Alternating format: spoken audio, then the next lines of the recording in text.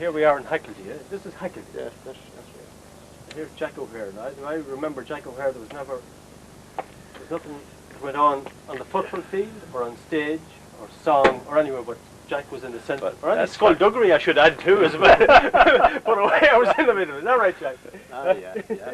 Thereabouts. There, that was what, 50, you were playing 57, 58. No, I wasn't, no. I finished more or less. I stayed to come back in 56, a disaster. And it's 4 comebacks and every one was getting worse. Yeah. It was in the early 40s. Started 42 was my first game. Oh, well, Aidan, you wouldn't... Played Milton and well, I remember Sean. I remember Sean well playing. Going down to the bottom to see him play. I played full back for 10 years. You did. There was one game though where you came in as a goalkeeper and killing. Yeah, but it was bad. That nothing seemed to go right for me. Is that right? Yeah. Do you remember last time in goals? I played in every other position. Yeah. Goal was a disaster. But the only time. We had good teams down. That's right. And the important thing was good fun. Yes, of course. Yeah. Then after the match, then we used to have fun. You're able to keep up that. We balled just out. Ball them all. What kind of football were these guys playing then, Jack? Very good. Very good. Oh, no, if you had the that team now, senior championship, you'd be bringing it forward. The standard has gone down, you see. There's far too much football now. Too much? Too much football, aye. Sure, you'd accept you were a professional. You couldn't keep like the tournament games maybe every Friday evening, and then as well Sunday, championship football and league football and Sunday. They lose the appetite for the game, and then together with injuries, it has an effect. I think the standard of football is very low at present. They're not fit enough to play football. You know, as George O'Reilly said, he says, you don't play football. You don't play football to get fit. He says, you get fit to play football. Mm-hmm. Yeah. Well, this was a 1-3 team. What used you say about the bridge that you could? Oh, I blow a whistle and the damn you the 15 players. Well, the team, you see, yeah, there's no doubt about it. You see, why we had such good teams in the past, we had a very small pick, and we got the championship team out of 7 houses. You see, 7 houses. 7 houses, yeah, but sets of brothers. You see. Yes. Like the Falls Road in Belfast, they're the same. They could throw a stone from one door to the other. Yes. 46 Hudson, or one or 2 sticks. You see, same about this.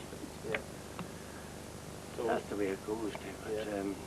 We haven't good team. We have no good team now since that last 74 team. They won the doubles. That's right. You got 2 men. That's right. Oh, you were training with I was a team manager that year.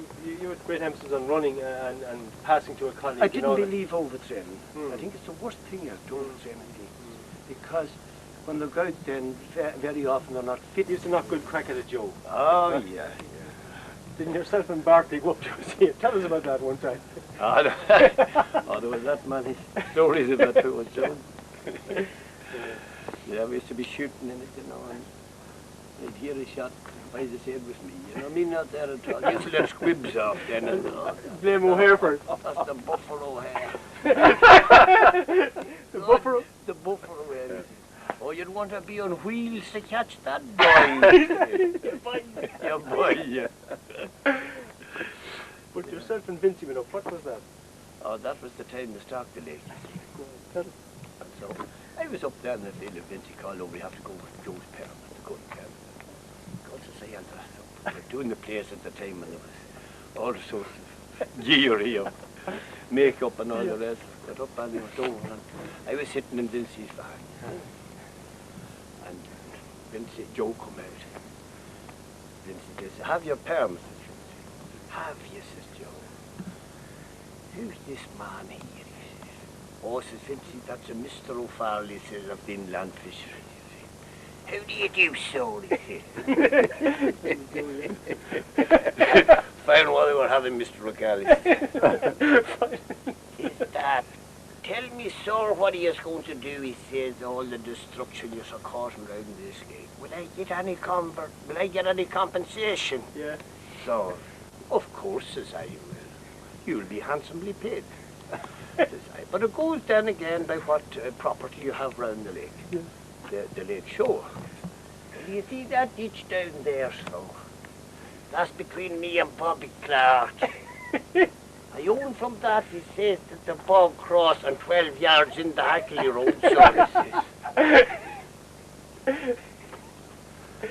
God, there's great pig in the lake. Me father, God rest his soul, he says, and Biddy Butt. Biddy Butt's father was fowling with a frog and a red rag one day. God, they were going up by the big island, and me father said to Biddy Butt's father, he said, I'm caught in a stump. God, it's a fish, he said. God, we landed in me nanny with a 56-pounder sword. Wheel the cut, says Biddy Butt's father. Wheel the cut. Wheel the cut. And so we got us cumbered on the way back. Another 56. He was telling you. There was that many Then he went through the land. Who owned the different land? Did he go through James's over there? Oh yes, and all the people, Pete Lady had a bit over there, the far side, so. James Anthony Riley is the hill. Then of Nimbo Hare lives the far side. A sniper, a poacher. Also we died in a barrel. In a barrel? Eating calf meat, yeah. He was. That's right, your man. He neglected himself. And thousands of pounds worth of property. Yeah. Everything was worth a terrible lot of money. Paintings alone now was worth thousands. He died of starvation. And then Jemmy, his uncle, remember? Oh, aye, Jemmy, the ram, the corner. The ram, the corner, that's Jemmy, the ram, aye. You put him over the bed one night, didn't you? Remember that? One night, anyway, the ram was up on the bridge, anyway. His menu, his feeding was salty herons, and a loaf of bread. Salty herons? Salty herons. He used to come in the bar, you see. All salt, my God, you'd be drinking for a week after one of them, you see. So he went down to Jemmy Dunne's. He had the place at the time, and Jemmy had no herons. So he said, well, I'll call him to Danny Smith, he says. So call him to Danny, what do 2 herons, he says, and a loaf of bread, he says. So anyway, me and Mick Foynes, that's Aidan's brother here, didn't we, he hid that anyway, we went out when we loosened the drafts of the cart, you see. We were hiding behind the dish looking the whole thing, Richard and all, and the ram come out of the herons. With his herons and his loaf, and he says, he calls that honeymoon. Honeymoon? Honeymoon, he calls that. Sail on, honeymoon, he says, and he hit Das, and Das went off and left the ram in the cart in the middle of the big street. Oh, he says, what a wicked world we're in this day. Carry your dogs in it. He used to have to put the whole lot in a big pot, and a big lid on it, and the weight on top of it. Oh, there was rats come in and had the big island on the biggest harrier dog. Rabbit heads on them. Big heads like rabbit. Everything was there.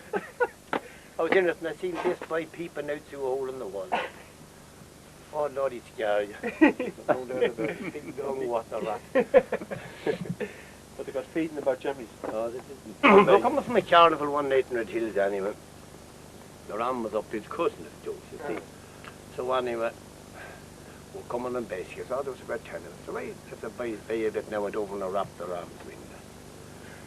And they went headed over. Hey, James! Come on, you boy! There's a cow calving.